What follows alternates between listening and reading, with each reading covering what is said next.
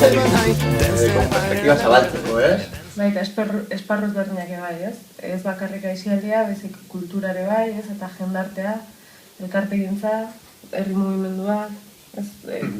Horri buruz ikasi, hausnartu, ez? Guzti egiteko aukera ematen duen ikastaroa da, 200 orduko ikastaroa izan da ikastaroa. Dauzen sare ezberdinak ezagutzeko, ze aukerak emoten dituzten, ze bide dauzen gure realitatea azkenean gure realitatea eta gure mundua eraldatzeko, ez? Eta zelako proiektu interesgarriak dauzen gure herrian bertan ere, ez? Gure herrietan askotan ezagutzen ez ditugunak. Balio askotan oinarrituta ikastaroa da, eta gainera hainbeste izlari pasata, eta hainbeste gonbidatu izan da, ez? Edo hainbeste bisitaino ere, usantzuna ez gure ikuspegia zabaltzen du. Parte hartzea, bai ez.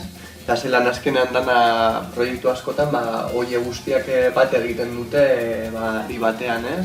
Proiektu ikastaroak eskaintzen dizuna da, aukera, gero dinamizatzaile bezala, zuk behin trebakuntza hori izan, eta ja lehendik ari zarelako parte hartzen, edo hasi nahi dezulako, hori ez esparru ezberdinetan, ze funtzio beteko zenitun, ze ardura, ze aukera dauden, eta guzti hori bertatik bertara ezagutzen. Talde ezagutzeko eta pina egiteko aukera gongo dela, eta taldea ja heldua, ez? Begirale ikastaroa egin dugu, zuzendari ikastaroa ere, eta jendarte eta kultur dinamizatzailearena da beste pausu bat.